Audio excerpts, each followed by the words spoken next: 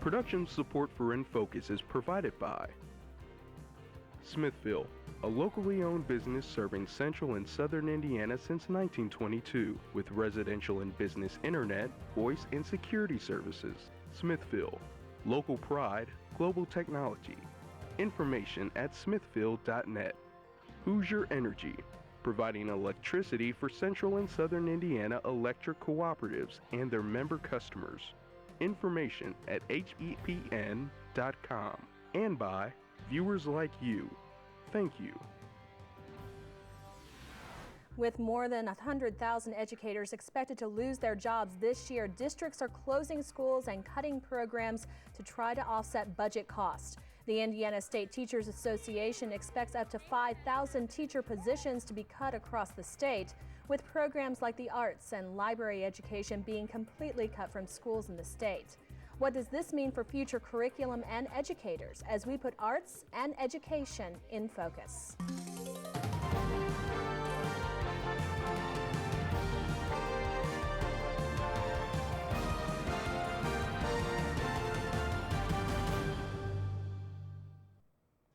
Welcome to InFocus. I'm Ann Shea. If you have questions for one of our studio experts, email us at infocus@indiana.edu or give us a call at 1-800-987-9848. Well, school districts currently aren't receiving state money needed to effectively run schools, and local property tax caps have been hard hit by the recession. Now school districts are left slashing entire programs. School systems nationwide are cutting library, physical education, and arts programs in order to meet drastic cost reductions. But teachers have risen up to say students need more than reading, writing, and arithmetic in their curriculum.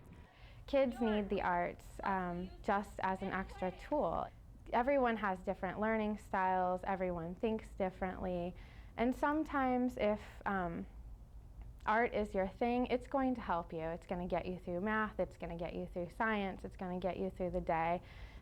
The United States Secretary of Education estimates between 100,000 and 300,000 public school educators will lose their jobs this year. Kelly Murphy, an art teacher at Bloomington's Templeton Elementary School, is among about 80 Monroe County Community School Corporation educators being laid off. My understanding is that most of the schools won't require a full-time art teacher anymore because the class sizes are going up. So when there's fewer classes in a building, there's less classes going to art and music and PE. So that cuts back the time for those teachers to less than full-time. What I think will happen is that teachers will have to travel from other schools. If you take the arts out of schools, then there's a much, much smaller proportion of the population that will be exposed to the arts and who can gain any advantages that might be had from being exposed to the arts too. Researchers say including arts classes not only allows children to express creativity, but enhances learning in other areas like math, science, and language arts. Taking the arts away, they say, would cause setbacks across academic disciplines. There are two roles for the arts. One is this deep understanding that really is from the specialist, but there's this other role which is more cross-disciplinary. And in my area, it would be about visual literacy. It's about growing up in a world in which you're being bombarded by images all the time. And where is the place in school where children learn to look at images and decode them and think critically about what those images are actually communicating? Tonight, we discuss difficulties facing educators and seek possible solutions for the industry as we put arts and education in focus. Good evening, I'm Stan Jastrzebski. We'll have more on those issues later on in tonight's program. Our first guest, though, is Patrick Bolick. He is the program manager of the Bernstein Center for Learning in California, a group that advocates for arts education. Mr. Bolick, thanks for being with us. I wanted to talk first about what you and your organization have been doing at Fairview Elementary School here in Bloomington. Would you elaborate on what you've been doing in the last few months? Sure, absolutely. Fairview Elementary School plans to adopt and implement the Artful Learning model, which is the signature education school improvement program of the Leonard Bernstein Center. It's a concept-based, interdisciplinary approach that utilizes the arts and the artistic process as a way for students to respond at a level of a deep understanding of the content that they're learning, but across the curriculum.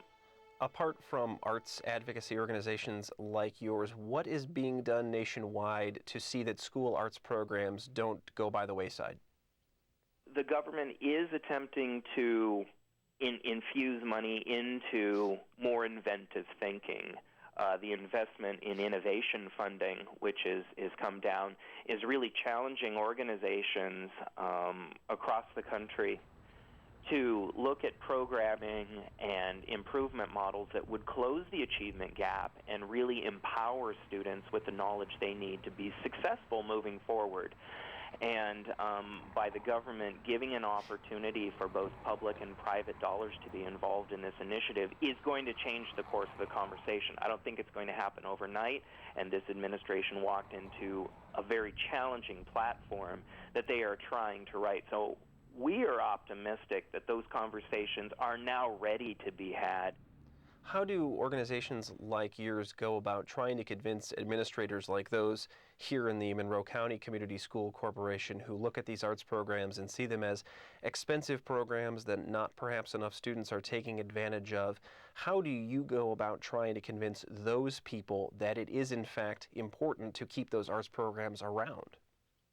Well, I think any evolved administration and school board members are left with very difficult and often agonizing decisions when it comes to funding and cuts. And I think they're put in a very difficult position and often criticized for their decisions because they are left with a scenario that's actually very challenging.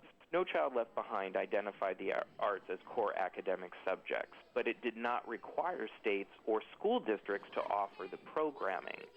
And when the focus shifted to high-stakes testing and assessment of students, there were no assessments developed, no formal assessments for arts education to be evaluated. Well, Mr. Bullock, we'll have you hang on the line for just a few minutes, and we will send it right now to Ann in the studio with the rest of this evening's guests. Ann? All right, thanks so much, Stan.